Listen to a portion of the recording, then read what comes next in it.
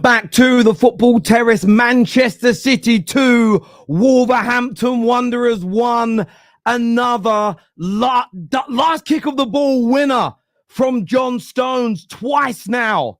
The England man has stepped up and delivered massive and important goals for Manchester City. Another Champions win. And yes, that is a Champions win. A game they probably didn't deserve. They're up against one of the worst teams in the league this season. They huffed and they puffed, and it looked like it wasn't going to happen. But then, bang, right at the end, quality prevails for Manchester City. But that doesn't come without controversy again.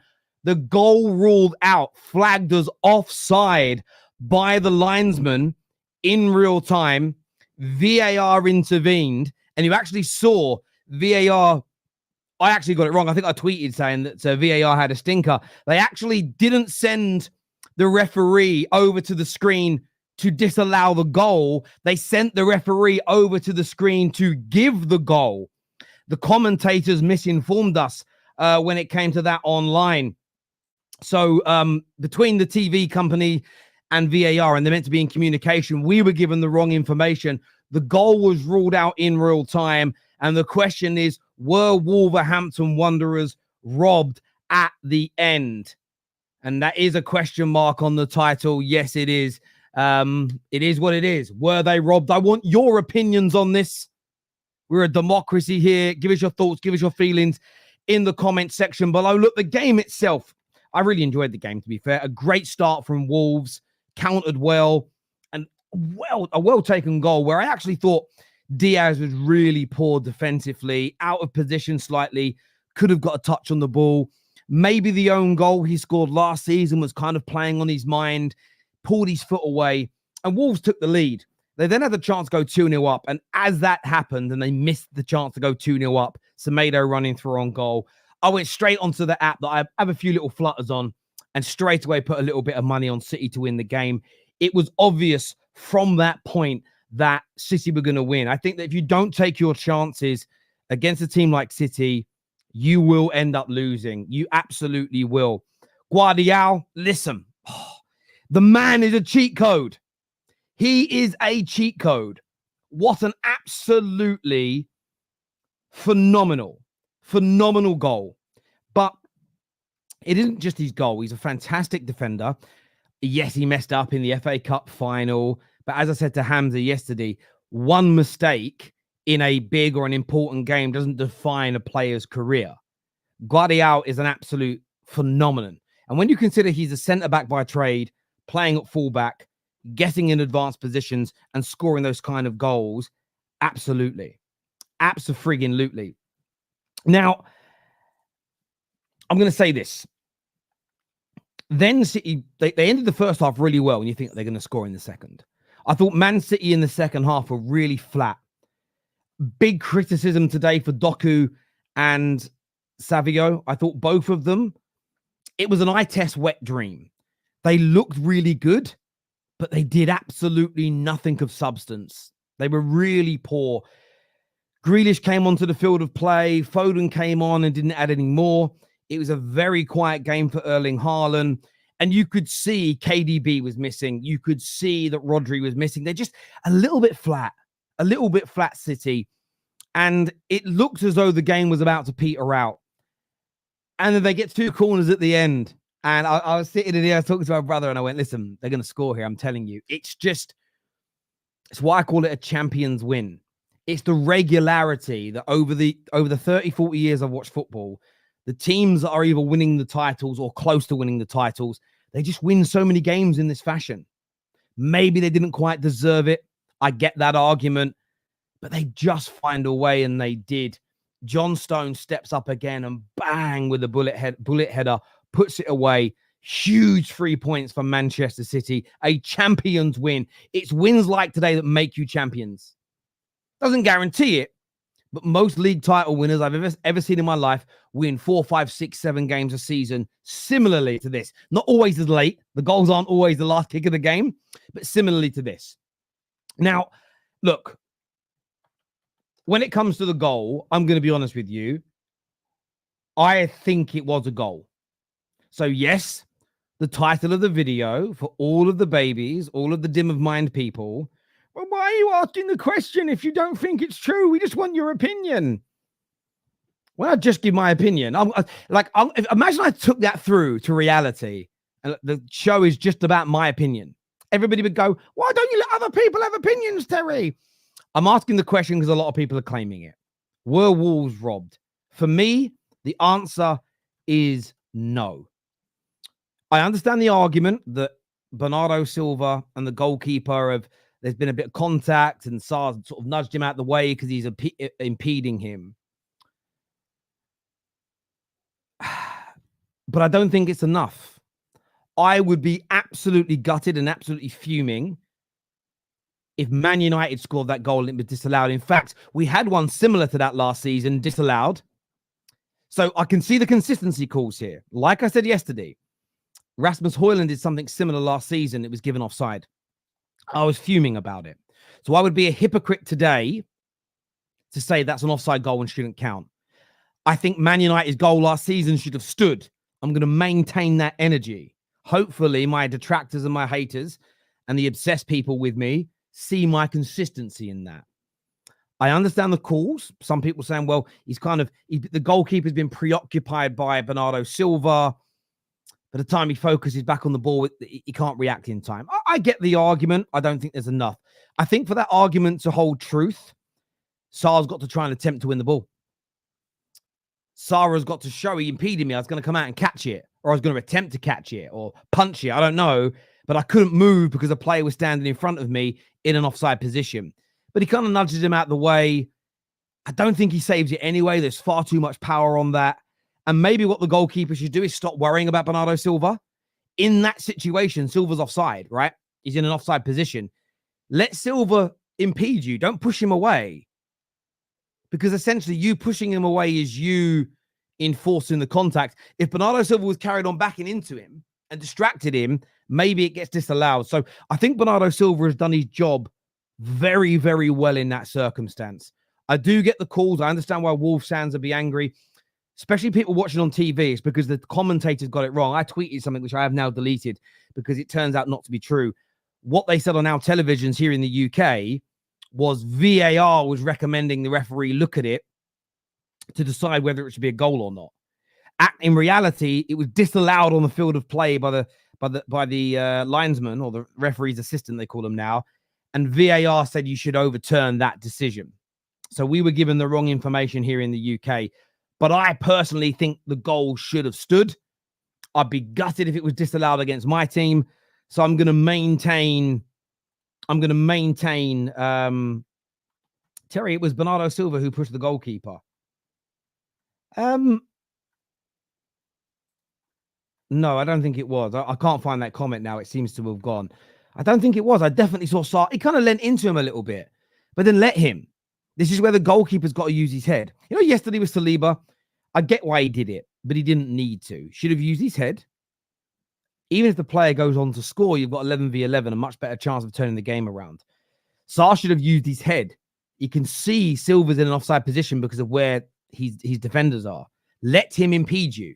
If he's impeding you and there's a shot on target, it gets disallowed.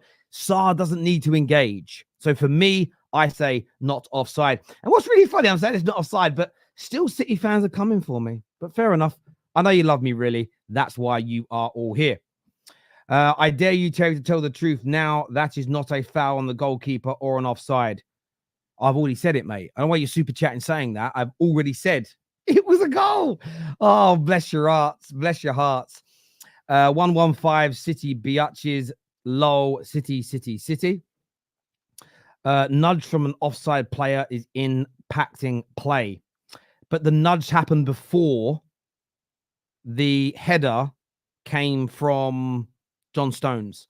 So therefore, when the nudge happened, it's not offside. You're only offside when that ball is played in. You're not offside from the ball being kicked on the corner because nobody can be offside directly from a corner kick. So the nudge didn't come in an offside moment. So it can't be, it can't be offside. It absolutely can't be. A foul on the other end leads to a last minute winner. That's probably a more fair point. It looked like a clean tackle what I watched, but we never got shown the replay. So I'd love to see a replay of that, but I can't pass comment. In real time, I thought it was a foul, but I'd like to see a replay on that one. Anyone who genuinely thinks that's interfering needs their heads checked, in all honesty. Nice dog, by the way. Looks like a German Shepherd. Best dogs in the world. Only Arsenal fans think Wolves were robbed. That's not true. I've seen all types of fans online saying it, my friend, but definitely some Arsenal fans in there. As long as you put the question mark, then there's no problem. Listen, I'm going to be blunt with everybody tuning in. There is no problem with any of my titles, and no matter if people don't like them, they don't like them. I don't care. I don't care. And I did an experiment yesterday to see what would happen. And the titles are not people's issue. It's me personally they have the issue with. I'll give you an example. So I had this one troll saying, why did you put a question mark when it's a statement, Rare Ted, in the comments? He also went on my Man United video and said, how dare you call Rasmus and Højlund world class? On that one, I purposefully put the word were. I wrote, Garnacho and Haaland were world class, right? Clearly implying today in their performance. I did that on purpose to see whether the titles make a difference from the criticism I receive. They don't. Some people just want to criticize me. And I think when they watched the Arsenal one yesterday, I think even when City fans are listening to me today, they're going to say I'm being fair, right? But so instead of challenging what I say, they're looking for something to pull on, which is my titles. My titles ain't changing, bitches. I'm putting it out to you now. My titles aren't changing. I have no issue with them. Equally, I have no issue with other people's titles. Especially you, my viewers. Thank you. Silva impacted the keeper's ability to ready himself for the attempt to try and save the goal. However, that didn't happen in a phase of play where it could be offside because the ball's kicked from the corner flag and Bernardo Silva's allowed to be there. He only becomes offside the second John Stones headers the ball, and by then he's out of the goalkeeper's way. Now, if he runs across the goalkeeper at that moment and kind of gets in his line of sight, I agree. But by the time that ball comes down to John Stones, Silva's gone. It's not offside, my friend. I'd have loved it to have been offside. It just isn't. Chelsea, Bournemouth, Wolves wins. Not looking bad now. No, absolutely. Very, very good wins for Chelsea. There's no doubt about it whatsoever. V and Hamza are joining me now on the show. Viewers, make sure you hit the like button. Make sure you are subscribing. And to all of my viewers that watch every day that do have a problem with my opinions, my titles, my laugh, anything about me, you do have a real massive option to not watch. Remember, this is free content. I will say this about every single YouTuber. It's why I used to defend Lee Gunner, and I still will. I've defended AFTV. I've defended rants. Well, they're scammers, or they're rage baiters, or they're this, or they're that. It's free content, you fools. None of you are obliged to watch. Do you know if you never watch any of my content, if I annoy you, if you don't watch it, it will not annoy you. It can't annoy you if you block me or don't watch my videos. I love you guys. No offside, but blatant Nunes, 93rd minute, no call. All ball, but a shove in the back. City would get that call in reverse. They may very well. In the City game, even Martinelli blocked a nudge Edison for the Gabriel goal, and that goal stood as it was not interfering with play. Yeah, the nudges are not interfering with play. It's whether it's an off. Again, if Bernardo Silva backs into the goalkeeper the second that John Stone heads it, it's then offside because he's in an offside position impeding the goalkeeper. Fundamentally different, but that didn't happen. It just can't be. It can't. Hamza's here. V is here. Gentlemen, Hamza, what a way to win it in the dying moments. It looked like two drop points, but your boys step up big again. Yeah, Terry, thank you for having me. First, let me say Bismillah and drink the tears, the rival tears. That tastes nice. That tastes nice. That they're so mourning. What a victory. What an amazing victory. When I've seen great teams, let's say, for example, 99 United side, they have this remontada. They don't know when they're beaten. Terry, that's class. We should be sitting here, congratulate. How do you do it? Teach us how to do it. We were amazing today, I thought. because they came with a great game plan, dirty football, sit back and hope to hit us on a counter. They got that. We made a mistake. Rico should have tracked him. They got that. After that, they had a little one chance with Semedo, but we shut them down. City had nearly over 80% possession. They passes it around. Every time they got the ball, we had them on the necks. They could not come out. It's so difficult when a team is so great like Man City have pinned you back. And the game plan was, 7 men at the back. And it was hard to break. But one thing we must learn is the way we broke them. We just never gave up. Look at the Arsenal game. They were celebrating being in the corner. That's it. We don't give up until that final whistle. That's mentality monsters. That's what Klopp used to describe about his team. But he described it, this is City. That's a sentence that should be, these guys don't know when to give up. Yeah? The corner, we don't score hardly from corners, but we knew this is our moment. Fantastic header by John Stones. No interference at all. And we take the 3 points home. Fair enough, we were not that great because we didn't create chances for Haaland. But as I said before, when you got 7 man marking Haaland, his job is to allow other players to score. Let's give credit to Josko Vardio, the best left back in the world, I've said before.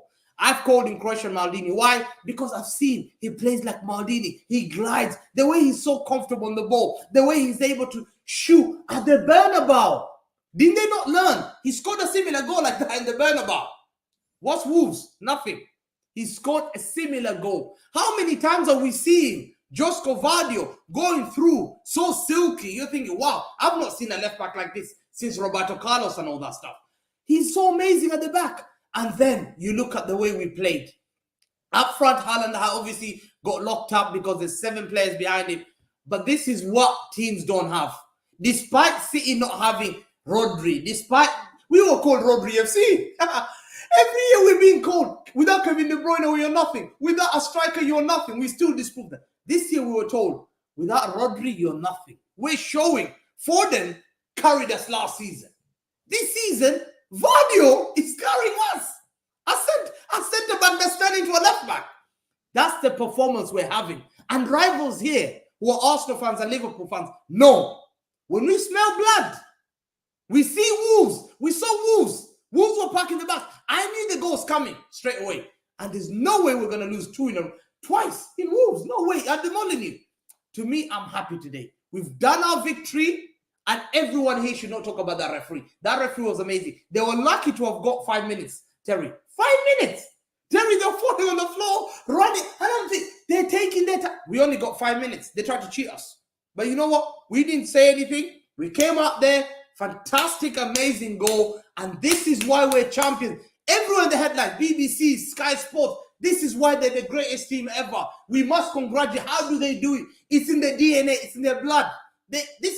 We're being given. And then we're coming here. Rivals are saying, oh, it's referee. Oh, we can't take it anymore. Give credit where credit is due. You must learn from us. This is how we want. And Terry, well done for that, what you said to them. Oh, yeah. I mean, look, my detractors will still find a way of saying that I'm being disrespectful to Manchester City. But do you know what I love about my detractors? They don't realize that every time they turn up here and criticize me, they make my channel grow. The best way to hurt the football terrace is by not turning up and not leaving a comment. Plonkers. V, what did you make of today, my friend? Hamza said it was a great victory. He was happy with the performance. Do you echo that sentiment?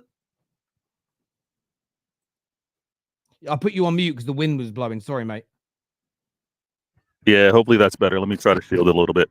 No, I mean, I wasn't happy with how we played overall. I think we looked sloppy coming out of the international break. We lacked creativity they were trying to break down Wolves, but I was absolutely happy with the effort because, like Professor Hamza said, playing to the very last minute, and it's in our DNA.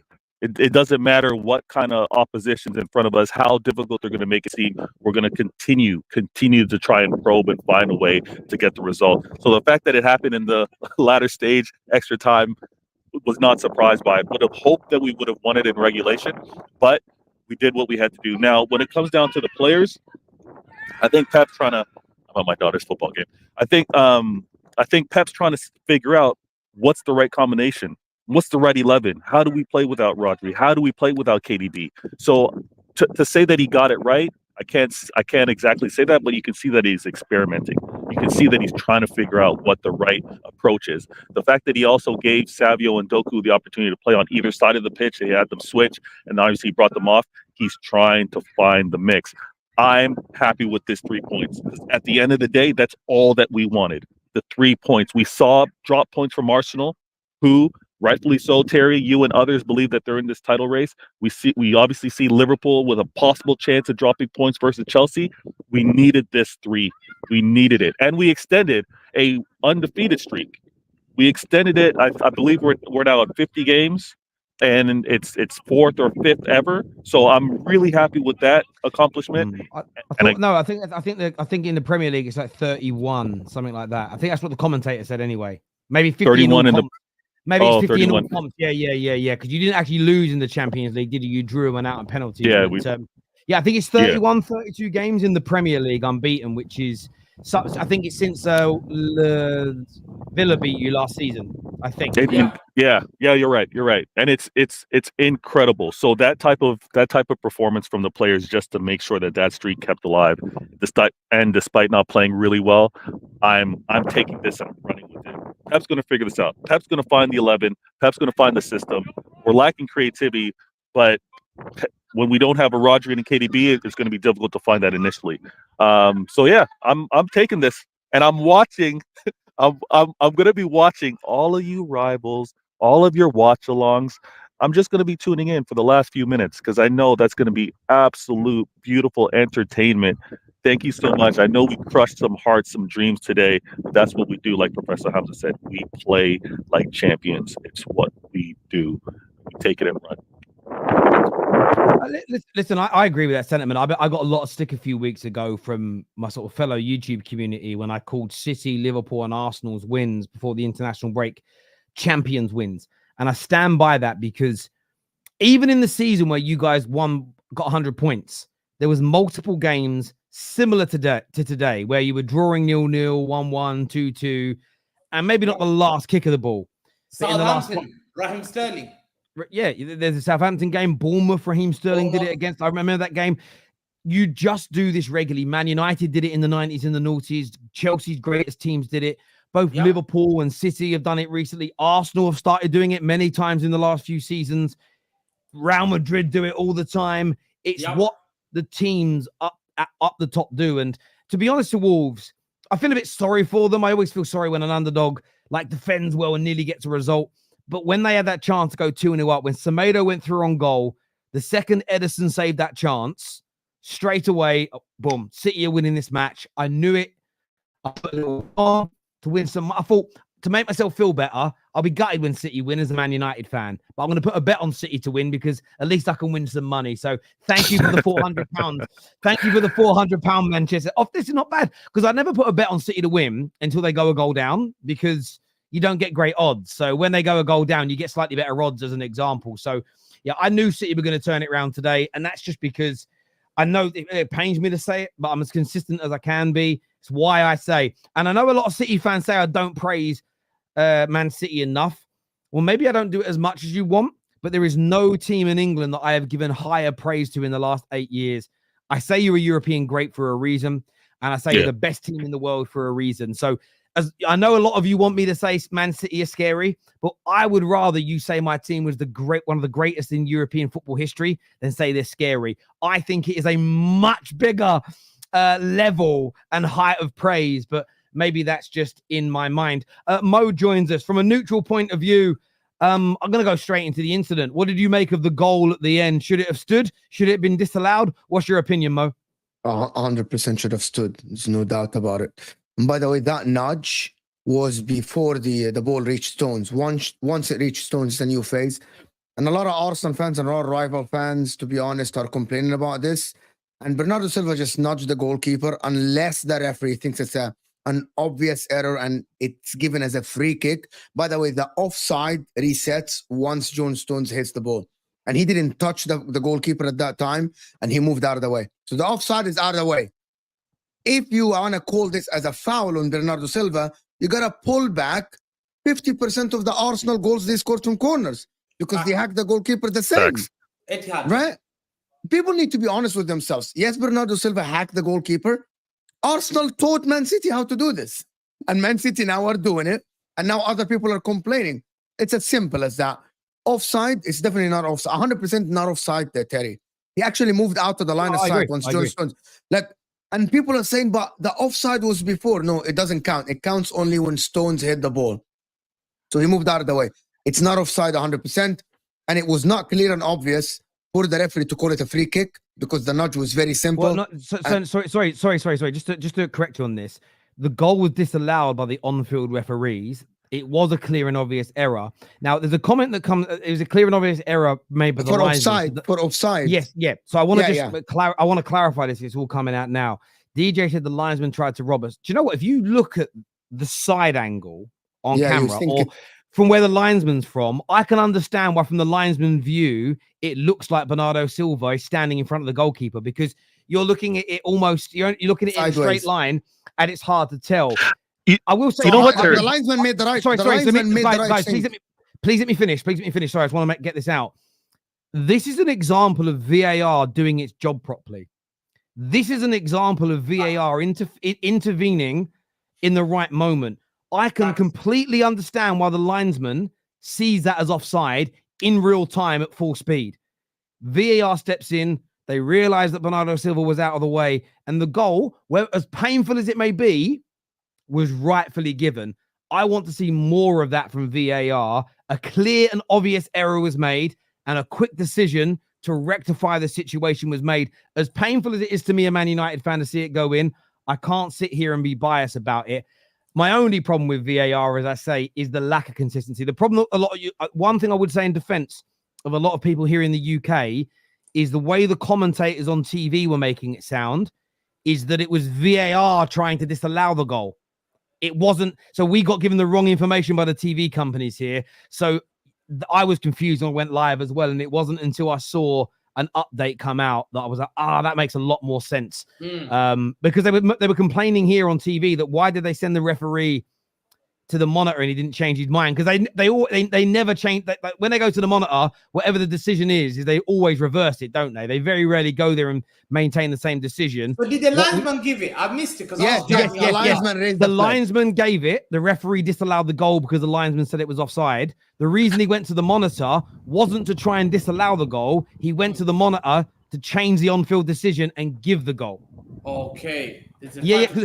You were the same as me, Hamza. In England, that's not what we were told by the TV company. They basically said it was the other way around. So I think so in fairness to a lot of people, it felt a little bit weird. Like, why did you send him? At first, I thought, why are you sending him to the monitor and he ain't changing his mind? Because they change their mind every time, don't they? Like, that's what they do. So, yeah, no, I hear you on that. Yeah, to stop this 100%. Kind of mistakes. Because this mistake would have costed us. If we had lost 2 points and lost the league. It is not a mistake. It is not a mistake. Hamza, from the angle, it's not a mistake. Because we watched the first angle on the side and that it looks like Bernardo's in front of the goalkeeper. So the linesman gave the correct decision. There is clear every side angle looked at until you saw it from behind the goal where you know Bernardo moved out of the way. The linesman can't see that angle. So he gave the right call. For him, that looked like the right call. Yeah, and a lot of rivals are saying that they shouldn't have been allowed. And I don't see. I'm going to look at the goal, but there's no way. Winning is winning. We've won the game. I'm quite happy. I thought we played okay. Do you want to know what's really funny about it? Actually, Jose Sarr, it's not really his fault. He shouldn't have pushed Silva away. He should have left him there because then it would have been offside.